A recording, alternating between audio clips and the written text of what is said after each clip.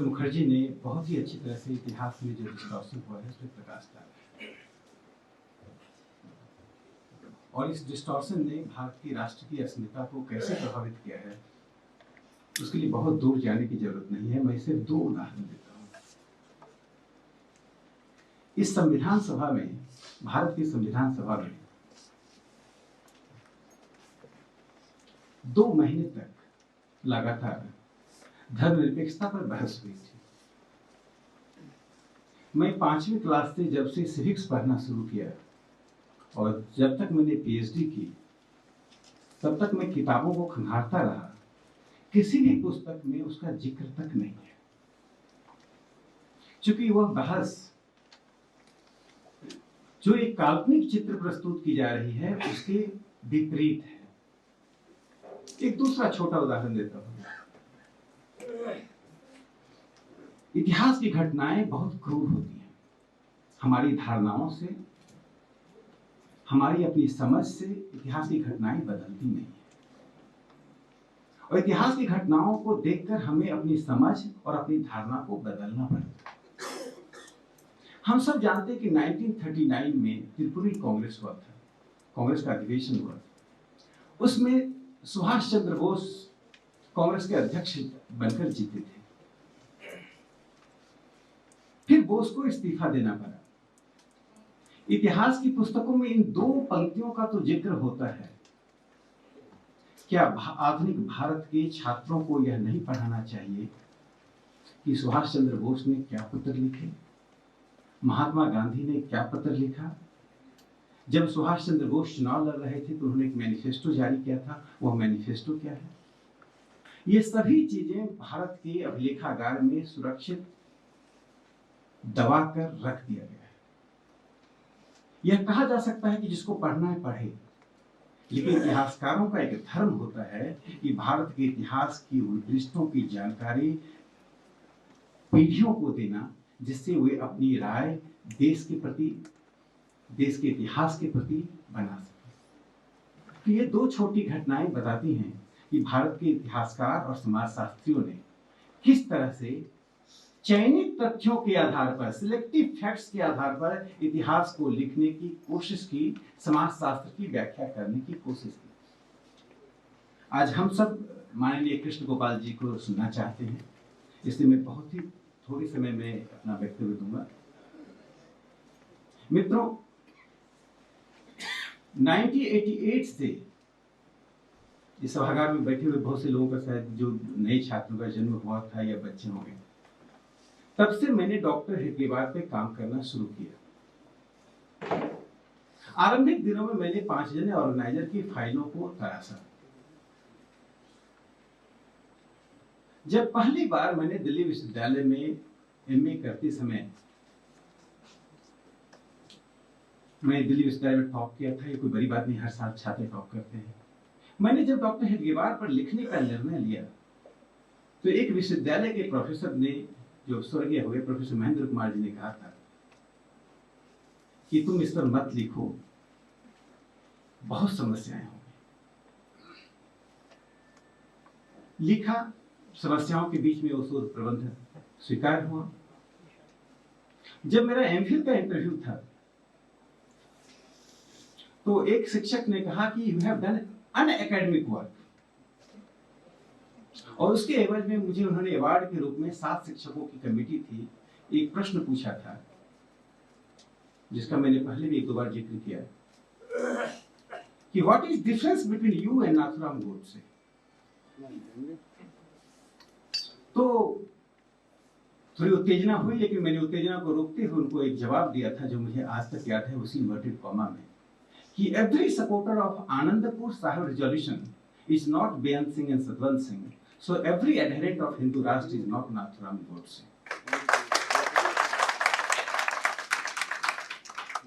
मित्रों, संघ की स्वतंत्रता आंदोलन में भूमिका को लेकर बिपिन चंद्रा जैसे इतिहासकारों से लेकर तमाम इतिहासकारों ने यह दिखाने की कोशिश की है कि ये प्रो ब्रिटिश रूल था।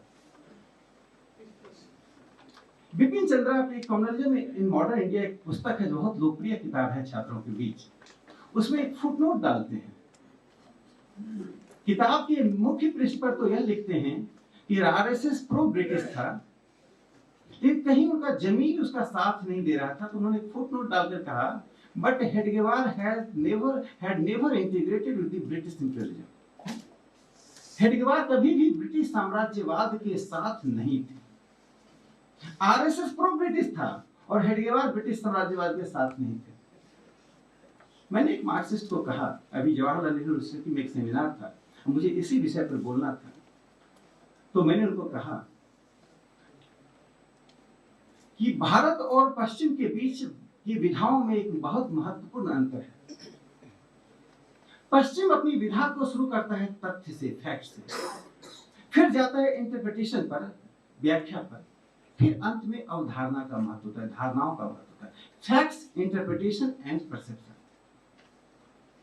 भारत के तमाम इतिहासकारों ने, मार्क्सवादी इतिहासकारों ने, नेहरूवादी इतिहासकारों ने इसको पूरा उल्टा कर दिया। They proceed from perception, then interpretation, और फैक्ट्स को तो उसके नीचे दबा दिया जाता है। तो धारणा पहले, फिर व्याख्या और अंत में तथ्य। राष्ट्रीय स्वयंसेवक संघ और डॉक्टर हेडगेवार के साथ कम से कम ऐसा ही हो।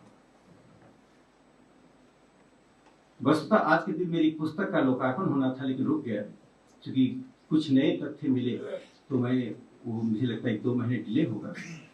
अभी मैं राष्ट्रीय अभिलेखागार की एक फाइल को टटोल रहा था अभी हाल में। जब किताबें पूरी हो गई थी तो मैं किसी और चीज के संदर्भ में तीनमूर्ति के जो एक ओरल हिस्ट्री का सेक्शन होता है, उसे प्राइवेट पेपर्स का सेक्शन, उसमें देख रहा था। उसमें शंकर राव देव कांग्रेस के अध्यक्ष थे।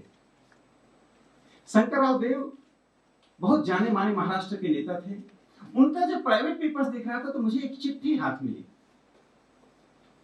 सुभाष चंद्र बोस जब कांग्रेस के राष्ट्रीय अध्यक्ष थे, तब 1938 में अक्टूबर के महीने में उन्होंने शंकर राव देव को 2 पृष्ठों का एक पत्र राष्ट्रीय स्वयंसेवक संघ पर लिखा। उस पत्र में संघ के अतिरिक्त तो कुछ भी नहीं है। उस पत्र में उन्होंने सवाल खड़ा किया कि संघ जिस गति से बढ़ रहा है, जिस तरह से युवाओं को आकर्षित कर रहा है, उसके पीछे क्या कारण है। संघ एक बड़ी शक्ति बन रहा है। और फिर उन्होंने 2 बातें कही कि संघ जिस तरह से बढ़ रहा है, यह एंटी कांग्रेस रूप में जा रहा है। शंकर राव देव ने उसका जवाब दिया। शंकर राव देव ने 3 पृष्ठों में उसका जवाब दिया। जो एक महत्वपूर्ण बात कही, जो सुभाष चंद्र बोस के उस कथन का खंडन किया कि संघ इसलिए बढ़ रहा है कि इसमें डिसिप्लिन है, इसमें बैंड है, इसमें ड्रिल है।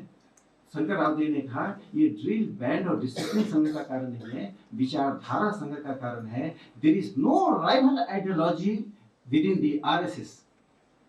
आरएसएस एक सांस्कृतिक राष्ट्रवाद को लेकर चल रहा है, उससे हम असहमत हो सकते हैं, लेकिन उस सांस्कृतिक राष्ट्रवाद के कारण संघ की 45 में नागपुर के जेल में जमुनालाल बजाज और विनोबा भावे के बीच में 2 घंटे का विमर्श सिर्फ संघ के ऊपर होता है। जिस सुभाष चंद्र बोस ने संघ के बारे में सवाल खड़ा किया था और कांग्रेस के लोगों के कारण जो एक धारणा के आधार पर एक टिप्पणी की थी, वही सुभाष चंद्र बोस 2 साल बाद, सिर्फ 2 साल बाद, जब त्रिपुरी घटना घटी, त्रिपुरी एक्सीडेंट हुआ इतिहास में, तो 1940 में 20 जून, आज से ठीक एक दिन पहले 40 में 20 जून 1940 को, और ये खबर 19 जून 1940 को छपती है मुंबई के अखबार में कि Subhash Chandra Bose is proceeding to meet one doctor Hedgewar, the commander of RSS. और 20 जून को वे डॉक्टर हेडगेवार से मिलने आते हैं।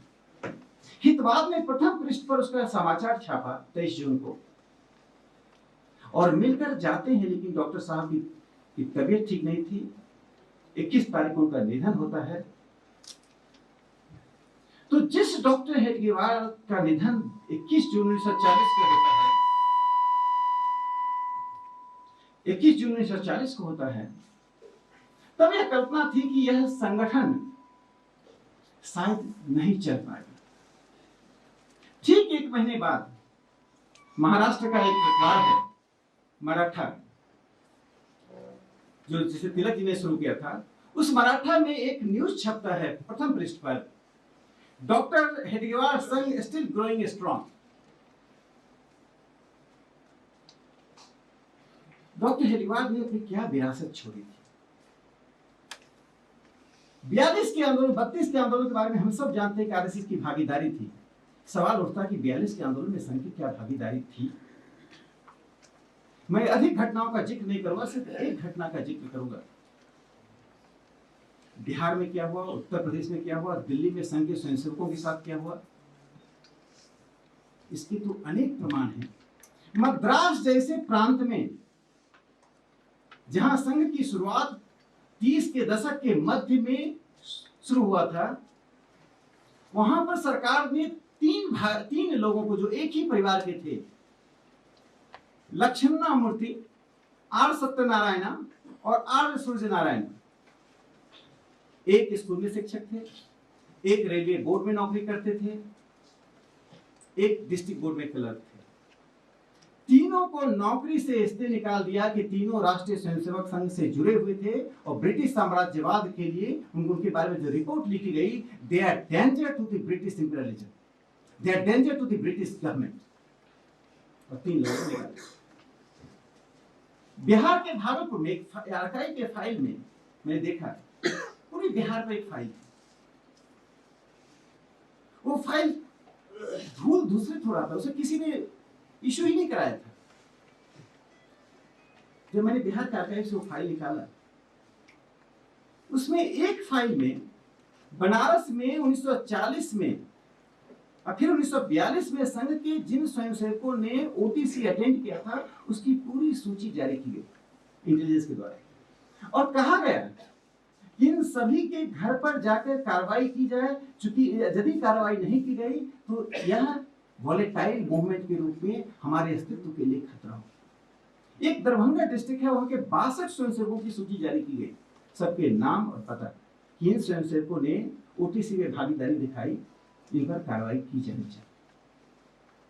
भागलपुर के टीजीएस कॉलेज के एक प्राध्यापक, बॉटनी के प्राध्यापक को एक नोटिस इशू किया गया, either disconnect with the RSS और डिस्कनेक्ट विद द यूनिवर्सिटी। तो 42 के आंदोलन के अनेक प्रमाण मिले, लेकिन मैं उस पर नहीं जाकर डॉक्टर हेडगेवार जी की उन कुछ अंशों को कल में प्रकाश डालना चाहता हूँ। उनके बचपन की हम कहानियां जानते हैं कि किस प्रकार से उनकी भागीदारी थी, किस तरह से उनका टेम्परामेंट एंटी ब्रिटिश था। जो सबसे महत्वपूर्ण डॉक्टर हेडगेवार ने काम किया,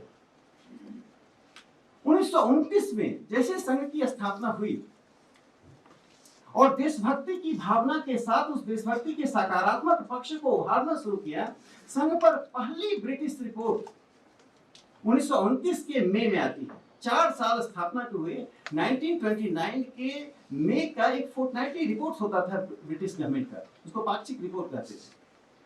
फर्स्ट हाफ के पाक्षिक रिपोर्ट में लिखा गया, पहली रिपोर्ट थी संघ पर, कि the objective of RSS is to achieve freedom of the country. And in the camp of Wardha, where 100 Swayamsevaks participated, a play was displayed on Rani Lakshmi Bai, a song was presented on Rani Lakshmi Bai, and slogans were raised against the British government. दूसरी report 1930 में आती है, वो central intelligence का report होता है, जिसने लिखा कि there is a potential to become a terrorist organisation, RSS में आतंकवादी संगठन बनने की क्षमता है। जब ब्रिटिश सरकार आतंकवादी कह रही थी, तो इसका तात्पर्य था कि वो ब्रिटिश सरकार के लिए खतरे की घंटी थी। तब संघ की आयु सिर्फ 5 साल की थी। 1929 के 5 से 7 नवंबर को डॉक्टर हेडगेवार ने संघ के सेंट्रल प्रोविंसेस में जो भी काम था मध्य प्रांत में, उसके वरिष्ठ लोगों को बुलाया। 3 दिनों की बैठक हुई। यह निर्णायक बैठक इसलिए थी कि हिंदू महासभा का दृष्टिकोण कांग्रेस के प्रति भिन्न था और संघ का दृष्टिकोण क्या हो, इस पर निर्णय करना था। इन 3 दिनों की बैठक का इंटेलिजेंस रिपोर्ट कहता है कि डॉक्टर हेडगेवार ने स्वराज्य के कांग्रेस के प्रस्ताव जो कि लाहौर कांग्रेस में होना था उसके पहले ही स्वराज्य मिले और इसके लिए हम कांग्रेस का साथ दें, यह निर्णय 3 दिन की बैठक में किया। जब 1929 में लाहौर में कांग्रेस ने यह निर्णय लिया कि हम 26 जनवरी 1930 को स्वतंत्रता दिवस के रूप में मनाएंगे, तो हम सब जानते हैं कि किस प्रकार संघ ने एक सर्कुलर जारी किया। क्योंकि उसके बाद की घटना और महत्वपूर्ण, किस प्रकार से इतिहासकारों ने सविनय अवज्ञा आंदोलन के घटनाओं का जिक्र पूरी तरह से पूर्वाग्रह से किया है, यह एक तथ्य से पता चलता है। जिस मध्य प्रांत में संघ बहुत मजबूत था, नागपुर मध्य प्रांत में आता था, आजकल जो महाराष्ट्र और मध्य प्रदेश है उसको मिलाकर एक मध्य प्रांत नाम का राज्य होता था। उस मध्य प्रांत में सिविल डिसोबीडियंस मूवमेंट लो की पे चल रहा था विदर्भ में। उसका एक कारण था, तिलक के अनुयायियों का गांधी जी से टकराव चल रहा था और तिलक के अनुयायियों ने मध्य प्रांत में सविनय अवज्ञा आंदोलन में साथ एक्टिव कॉपरेशन का काम नहीं किया, वो पैसिव कॉपरेट कर रहे थे। तो इंटेलिजेंस रिपोर्ट लिखता है कि 21 जुलाई 1930 के बाद इस आंदोलन में तेज आने की संभावना है, क्योंकि डॉक्टर हेडगेवार 21 जुलाई से इस आंदोलन में प्रवेश करने वाली। भारत सरकार का इंटेलिजेंस का रिपोर्ट लिखा जाए। फिर अगला इंटेलिजेंस का रिपोर्ट कहता है, जब डॉक्टर हेडगेवार 16 तारीख को नागपुर से चले तो इंटेलिजेंस का रिपोर्ट कहता है कि 5000 लोग नागपुर स्टेशन पर थे। 17 तारीख को वर्धा में 5000 लोगों की सभा को, यावतमल में 5000 लोगों की सभा को संबोधित करते हैं। और 21 जुलाई का दृश्य इंटेलिजेंस अपने रिपोर्ट में लिखता है, खुफिया विभाग का वो रिपोर्ट इसी तरह से वर्णन करता है। डॉक्टर हेडगेवार का कारवां जब निकला उनके निवास से तो 4000 लोग थे, उसमें 700-800 महिलाएं थी। जब वह कारवां धाम गांव में पहुंचा जहां पर जंगल सत्याग्रह करना था तो 10,000 लोग थे और हजारों की संख्या में महिलाएं थी। लोग बैलगाड़ी, साइकिल, कार, मोटर पर सवार होकर उस कारवां में शामिल थे। पूरे सविनय अवज्ञा आंदोलन के इतिहास में कहीं भी राष्ट्रीय स्वयंसेवक संघ का जिक्र नहीं है। मध्य प्रांत पर दर्जनों किताबें लिखी गई हैं कि सिविल डिसोबीडियंस मूवमेंट कैसा था। और तीसरा इंटेलिजेंस रिपोर्ट कहता है कि डॉक्टर हेडगेवार को जब जेल की सजा हुई, 1 साल सश्रम सजा हुई, रिगरस इम्प्रिजनमेंट के बाद, उसमें लिखता है कि आगे यह आंदोलन कमजोर पड़ गया, चूंकि डॉक्टर हेडगेवार को सजा मिलने के बाद उनके स्तर का कोई भी कांग्रेस का नेता इस आंदोलन में नहीं आ पाया। मित्रों, यह एक छोटा सा दृष्टांत है जो किसी भी संघ के साहित्य पर आधारित नहीं है। जिस इंफॉर्मेशन को, जिस फैक्ट्स को मार्क्सवादी इतिहासकार ये मानते हैं कि वही अंतिम सत्य है, जो आर्काइवल रिपोर्ट होता है, आर्काइव्स की फाइल होती है, ये आर्काइव्स की फाइलों की पंक्तियां हैं जिसको उन्होंने छोड़ दिया। सिर्फ छोड़ देते तो काम नहीं चला। उन्होंने अभिलेखागार की नीति को भी प्रभावित किया। 109 आरएसएस की फाइल्स को इस पिछले 60 साल में या तो आर्काइव में पहुंचने नहीं दिया या आर्काइव में डिस्ट्रॉय कर दिया। आप जाएंगे, फाइल्स का नाम है आरएसएस का, लेकिन उसमें लिखा नॉट ट्रांसफर। जब आप ब्रिटेन जाएंगे, वहां पूछेंगे तो कहेंगे हमने ट्रांसफर कर दिया। भारत के आर्काइव में कहीं पता नहीं, हमें एंट्रस वो कहें एंटी। आप जब रिक्वेजिशन देंगे फाइल के लिए, उस पर आपको लिख कर आएगा एंटी। इन घटनाओं के बाद मैं एक छोटी सी और बात करना चाहता हूं।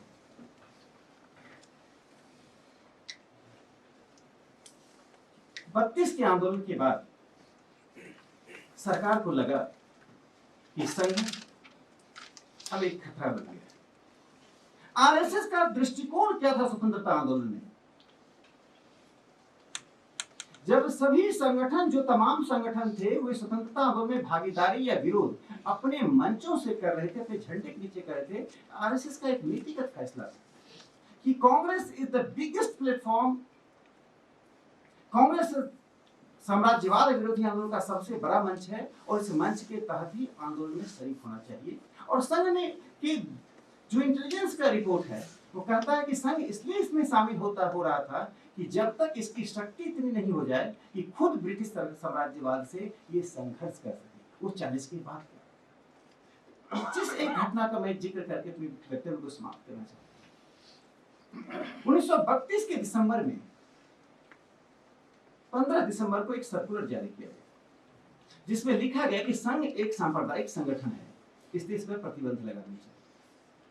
किसको? जो सरकारी अधिकारी हैं वो संघ में भागीदारी नहीं कर सकते। संघ का जो बेस था, सोशल बेस था, जिसको इतिहासकारों ने जिसकी उपेक्षा की, सरकारी कर्मचारी, छोटे स्तरों के काम करने वाले कर्मचारी, शिक्षक संघ में अधिकांश संख्या में। 1933 में MP कोल्हे नाम के एक व्यक्ति ने विधान परिषद में सवाल पूछा। तो 1933 में संघ की एक सभा हुई जो मकर संक्रांति के अवसर पर संघ की जो उत्सव हुआ था, उसमें एक जो ऐसे अतिथि को आमंत्रित किया जाता है, बाहर के अतिथि को आमंत्रित किया गया। उन्होंने कुछ भाषण दिया। उन्होंने भाषण में कहा ये हिंदुओं का देश है, इसलिए हिंदुओं का इस पर अधिकार है। सरकार ने जवाब दिया कि हमने इसलिए प्रतिबंध 32 में लगाया, सर्कुलर जारी किया कि 33 में ऐसा भाषण दिया गया। तो महाराष्ट्र नाम का एक मराठी अखबार बहुत प्रसिद्ध अखबार था, उसने एक एडिटोरियल लिखा।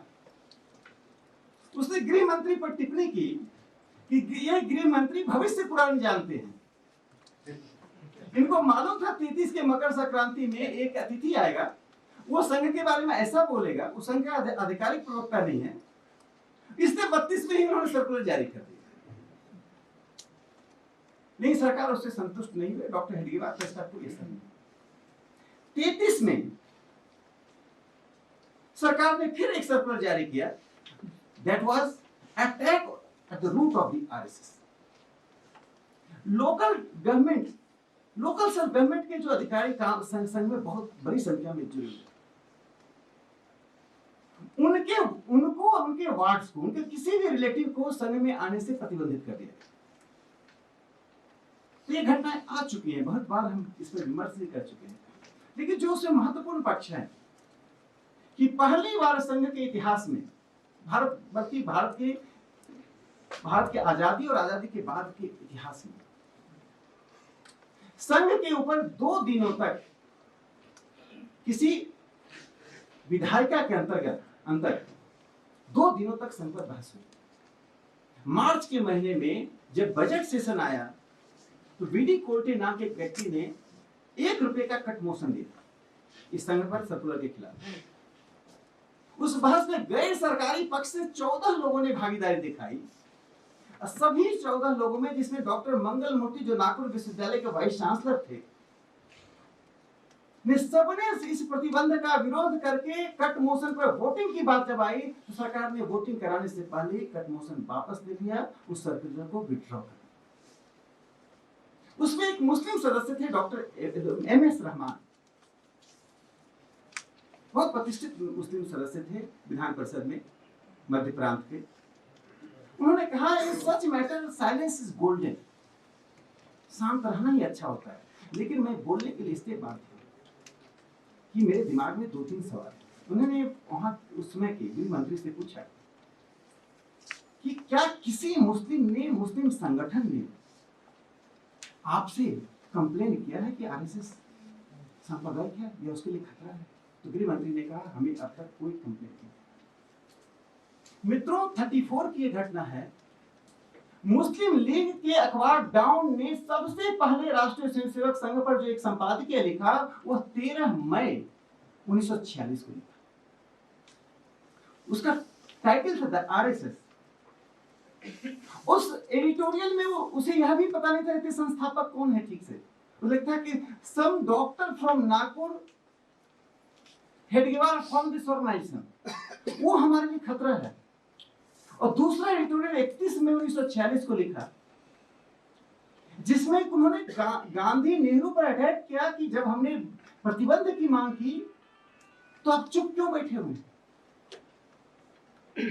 उसके पास कोई प्रमाण नहीं था। उसने यह भी माना कि किसी भी मुस्लिम संगठन ने अब तक कंप्लेन नहीं किया है, लेकिन इट इज ए डेंजर, क्योंकि आरएसएस पाकिस्तान आंदोलन के खिलाफ खड़ा हुआ है। इतिहास के इन पृष्ठों को जब हम देखते हैं तब मुझे लगता है कि जो विमर्श 1930 में हो रहा था, जो 1940 में सुभाष बाबू कर रहे थे, वही विमर्श 2014 में भी हुआ। उस समय सेंट्रल प्रोविंसेस में किसी ने कहा कि आरएसएस फांसीवादी संगठन है, तो एक सदस्य ने पूछा कैसे फांसीवादी संगठन है, तो सरकारी पक्ष ने कहा क्योंकि संघ के लोग ड्रिल करते हैं और ये ड्रिल फासिस्ट लोग भी करते थे। तो उन्होंने उसका जवाब में कहा कि आपके पिताजी को मूछ थी, मेरे पिताजी को भी मूछ है, तो क्या आप मेरे पिताजी के पुत्र हैं? पूरे विधान परिषद में उन्होंने सवाल खड़ा किया। बीजी खपाड़े नाम के सदस्य थे। संघ की इस पूरी भूमिका को लेकर मार्क्सवादी और नेहरूवादी इतिहासकारों ने सिर्फ चुप्पी नहीं साधी, इतिहास के साथ उन्होंने आपराधिक काम किया है। That is a criminal injustice to history. क्योंकि सिर्फ संघ के इतिहास को ही नहीं, और एक बात जिस पर बार बार आक्रमण किया गया, जो ब्रिटिश इंटेलिजेंस में भी और संघ पर भी, संघ हिंदू राष्ट्र बनाना चाहता है। तो डॉक्टर हेडगेवार के मृत्यु के बाद महाराष्ट्र के सभी अखबारों में लगातार उनकी विचारधारा पर विमर्श हुआ, जिसमें बृजलाल बिरयानी जो कांग्रेस के नेता थे, उनकी मातृभूमि से लेकर केसरी और मराठा तक के अखबार शामिल। उसमें एक दिन राष्ट्र को परिभाषित किया डॉक्टर हेडगेवार क्या चाहते थे। मराठा ने एक एडिटोरियल लिखा 21 जून 1940 को, जिसमें कहा डॉक्टर हेडगेवार राष्ट्र को नेशन का पर्याय नहीं मानते। जो डिस्कोर्स हम आज पश्चिम में और भारत में देख रहे हैं, उस डॉक्टर हेडगेवार 25 में इस बात को स्थापित कर रहे थे, नेशन इज नॉट राष्ट्र। राष्ट्र और नेशन में मूलभूत अंतर है। उन्होंने राष्ट्र को कहा ये आइडियल्स और आइडियाज, ट्रेडिशन और कल्चर, इन चार बातों पर एक सहमति के आधार पर राष्ट्र बनता है। और उन्होंने आगे लिखा हिंदुस्तान राष्ट्र है, हिंदू समाज है। उन्होंने हिंदुओं को एक समाज के रूप में स्थापित किया। जो आज के भी इतिहासकार रविंद्र कुमार और प्रोफेसर रजनी कोठारी जो बात डॉक्टर हेडगेवार तब कहे, उनकी व्याख्या नहीं पाई कि भारत एकमात्र ऐसा देश है जो सभ्यता और संस्कृति का को-टर्मिनस है। It is the only nation in the world जो which represents the civilisation and culture. तो डॉक्टर हेडगेवार हिंदू राष्ट्र को भारत का एडजेक्टिव मानते थे। हिंदू राष्ट्र is the only connotation which represents the civilization and cultural trajectory of India. Hindu राष्ट्र is an adjective, not an objective. लेकिन इतिहासकारों ने एक तो पहली गलती की कि संघ की अपनी जो स्वायत्तता थी, संगठन की विचारधारा की नेतृत्व की, उस स्वायत्तता को हिंदू महासभा के साथ मिल कर दिया और हिंदू महासभा के मार्फत संघ पर आक्रमण किया। इसलिए मुझे लगता है कि संघ के इतिहास, संघ की विचारधारा, संगठन और खास करके उसकी स्वतंत्रता आंदोलन की भूमिका पर जब प्रकाश डाला जाएगा तो इतिहास के कई पृष्ठों को अपने आप को बदलने के लिए बाध्य होना पड़ेगा। इतना ही मेरा कहना था।